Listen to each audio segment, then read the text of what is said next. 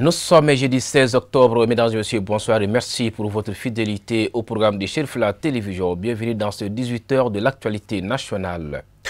Cérémonie de don des 200 kits alimentaires à l'endroit des veuves militaires et orphelins. L'initiative est du jeune opérateur économique Hamidou Konaté, dit Titi. La cérémonie était placée sous le haut parrainage du président de la transition, le général d'armée Assimi Goïta, en présence de plusieurs autorités administratives. C'était en commune 3 du district de Bamako. Le compte-rendu est signé par Lala Kouyaté. Ces vivres alimentaires composés de 200 sacs de riz, 200 sacs de 50 kg de sucre et 200 bidons d'huile de 5 litres, gracieusement offerts par Hamidou Konaté Titi, visent à apporter son assistance à ceux dont les époux ou pères sont tombés sur le champ de l'honneur. Un geste apprécié à juste titre par les autorités de la commune 3 du district de Bamako. Au nom de Madame le maire de la commune 3 du district de Bamako, Madame Djiré Mariam Diallo, au nom de l'ensemble de la population de la commune 3, je prends la parole pour souhaiter à toutes et à tous la cordiale bienvenue en commune 3 pour participer à cette cérémonie importante de donation de vivres aux veuves et orphelins des militaires tombés sur le champ de l'honneur. Oui, nous sommes fiers aujourd'hui de savoir que, comme ça a été rappelé tout de suite, l'appel lancé par le président de la transition, le général d'armée Assimi Goïta, a été entendu. Ce n'est pas tombé dans l'oreille d'un sourd. M. Hamidou Konaté a voulu manifester sa solidarité à l'endroit de ces veuves et de ces orphelins en leur donnant des vivres pour leur soutien, comme pour dire que ceux qui sont tombés sur le champ de l'honneur sont tombés pour le Mali, sont tombés pour la nation, sont tombés pour nous tous. À travers cet élan de solidarité, le donateur Hamidou Konaté Titi soutient les actions solidaires et d'engagement envers un Mali prospère en phase avec les idéaux du président de la transition, le général Assimi Goïta. La raison de notre présence ici n'est autre que faire un geste à nos veufs, les femmes veuves dont les maris sont tombés sur les champs d'honneur, et montrer aussi notre, comment dirais-je, dire au peuple malien que nous pensons aux vieux ainsi que les orphelins.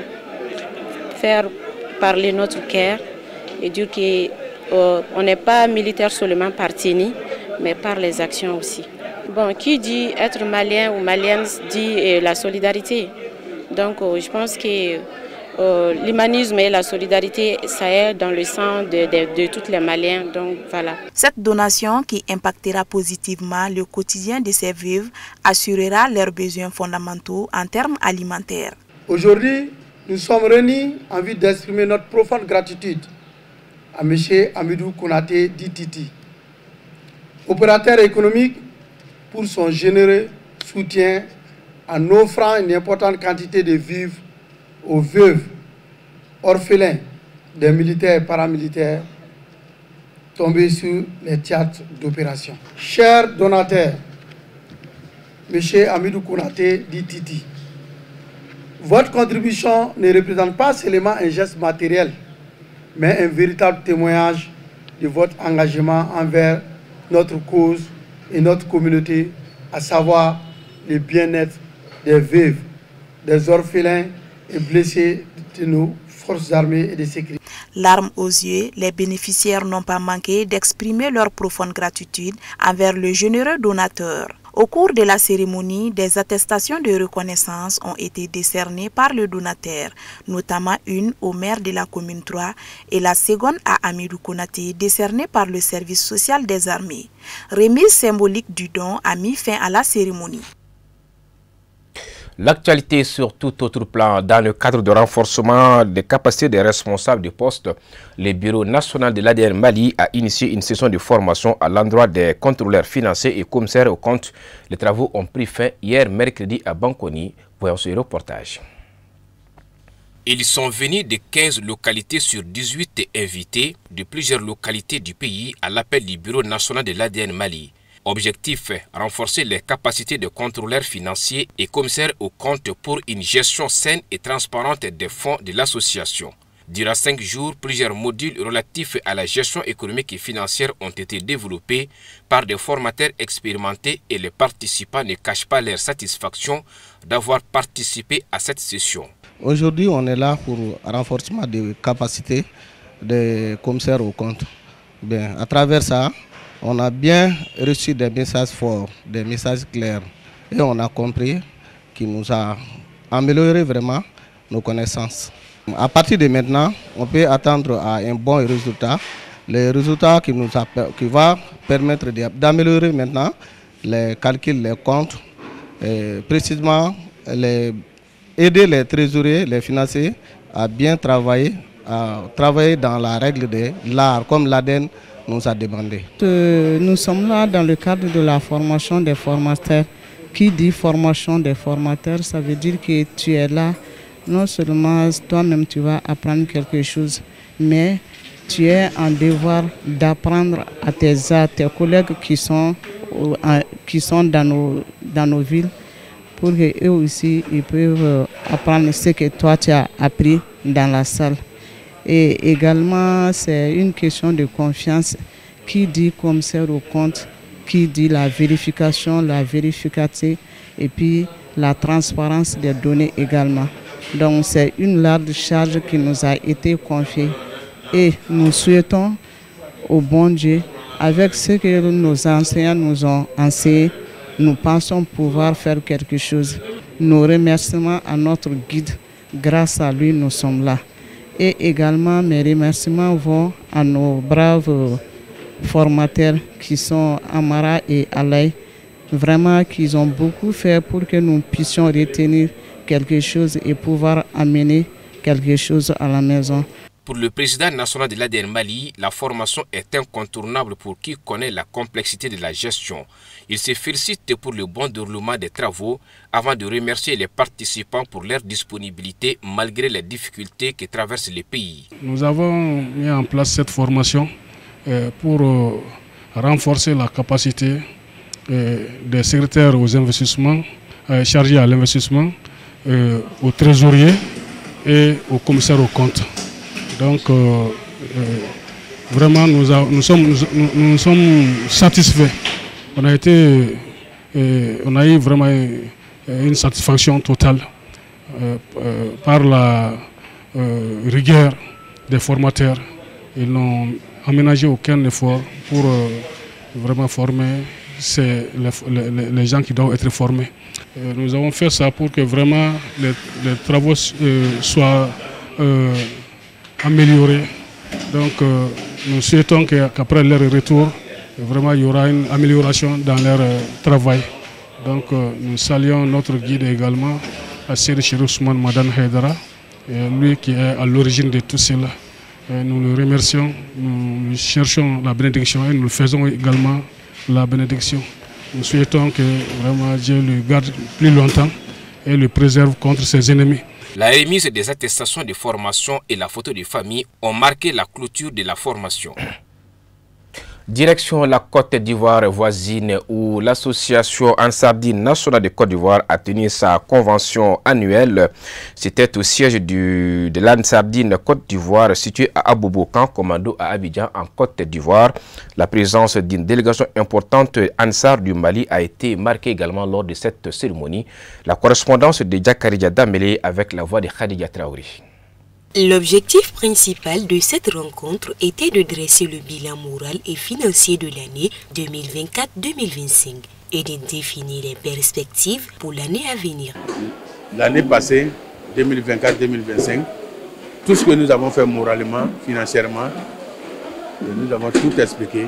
Les comptes rendus des comités de contrôle, du secrétaire exécutif national, du trésorier national, ils ont tout expliqué.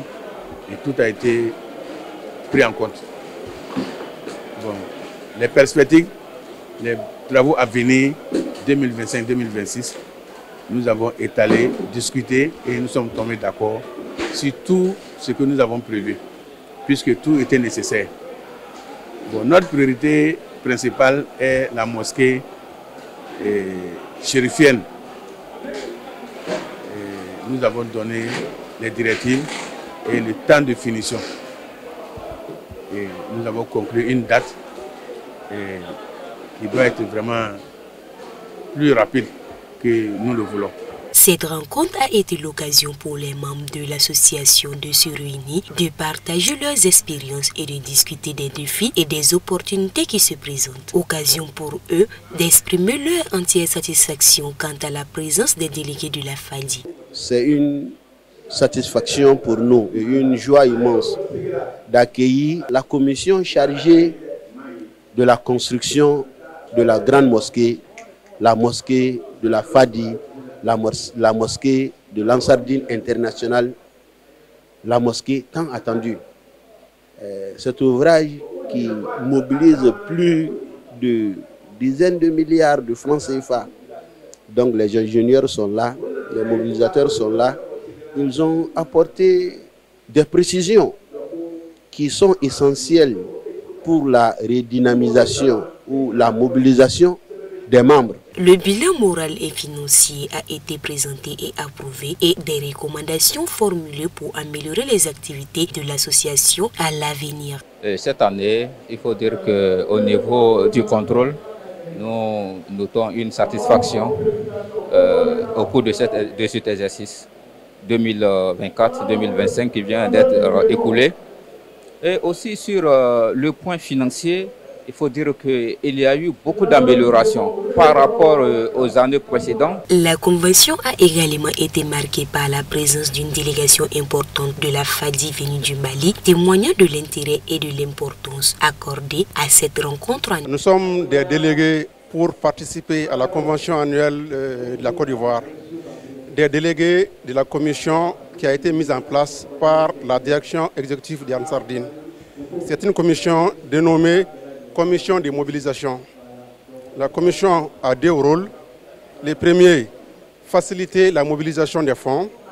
Le deuxième rôle, qui est le plus important, en toute transparence, expliquer aux militants l'utilisation de ces fonds. C'est la satisfaction totale. Signalons que cette rencontre annuelle s'est soldée par la remise d'attestations et de trophées à des personnalités de l'association en guise de reconnaissance à leur rôle inlassable dans l'évolution de l'association. À présent, Moussa Foma nous commente l'essentiel du reste de l'actualité en bref et en images.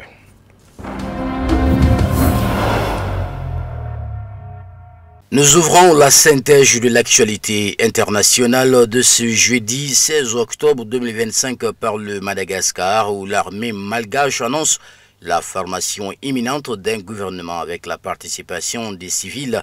Ce gouvernement d'union nationale sera créé après la prestation de serment du colonel Michel Randrianirina en tant que président de transition. Le 17 octobre, rapporte la presse en citant sa déclaration. Le changement de pouvoir à Madagascar s'est déroulé dans le respect de la loi et ne constitue pas un coup d'État, maintient le nouvel homme fort malgache. Aucune violence n'a été commise et personne n'a pris d'assaut le palais présidentiel, souligne-t-il. Aucune élection générale anticipée n'est prévue, a déclaré le colonel Randrianirina. La commission électorale devrait d'abord être réformée et les listes électorales mises à jour afin de garantir un processus électoral transparent et universellement acceptable. Selon lui, l'objectif principal du nouveau gouvernement est de répondre aux revendications sociales de la population qui ont été à l'origine des manifestations ayant conduit à l'éviction du président Andry Rajoelina, affirme-t-il.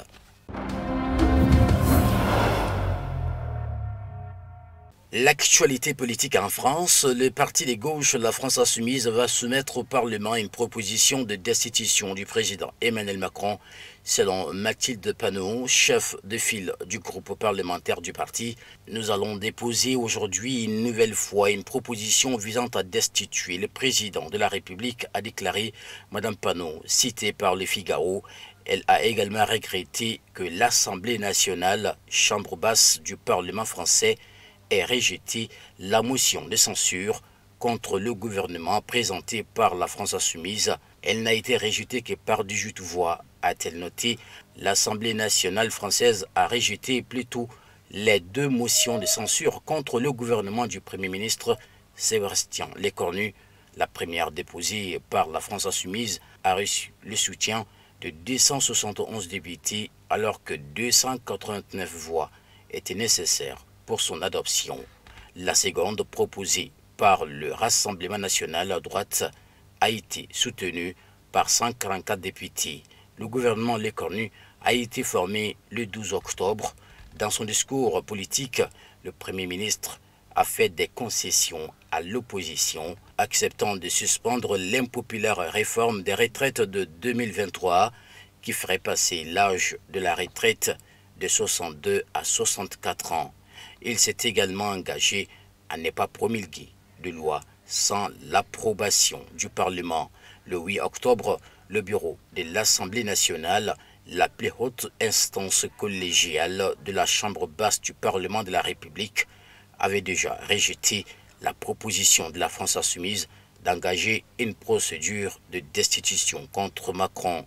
Les participants à la réunion du bureau ont déclaré qu'il n'y avait aucune raison d'examiner la demande de destitution du président de la République.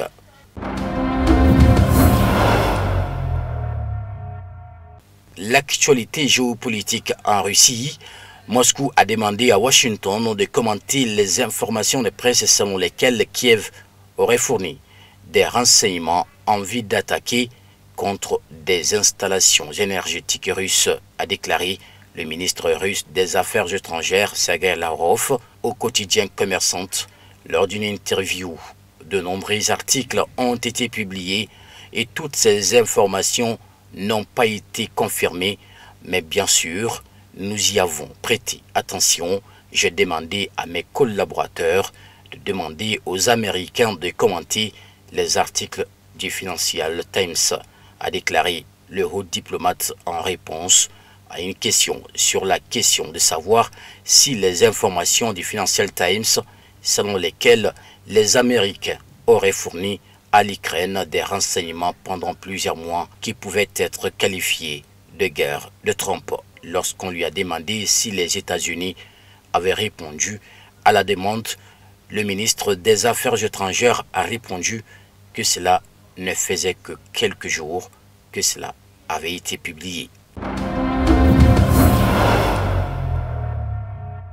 Enfin, pour terminer ce tour d'horizon international, direction le Venezuela qui a condamné fermement les déclarations bellicistes du président américain Donald Trump et déposera une plainte auprès du Conseil de sécurité de l'ONU et du secrétaire général de l'Organisation mondiale, a annoncé le ministre vénézuélien des Affaires étrangères, Iván Gil Pinto. La République bolivienne du Venezuela rejette la théorie belliciste et extravagante du président américain qui reconnaît publiquement avoir autorisé des opérations contre la paix et la stabilité au Venezuela, a déclaré le chef de la diplomatie sud-américaine dans un communiqué sur Telegram. Dans un communiqué, le ministère des Affaires étrangères a déclaré que le Venezuela observe avec inquiétude l'utilisation de la CIA et le déploiement de troupes dans les Caraïbes qui, selon lui, constituent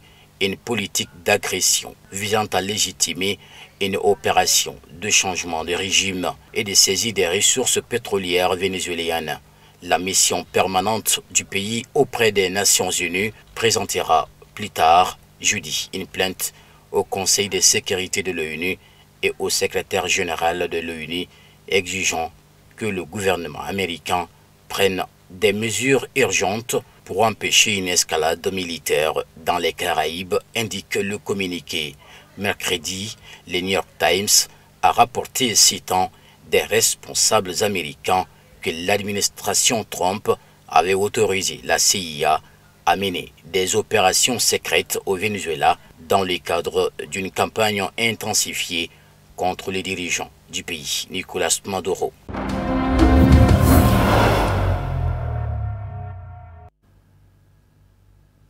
C'est tout pour ces 18h. Merci à vous de l'avoir suivi. Excellente suite du programme sur Chérifla Télévision.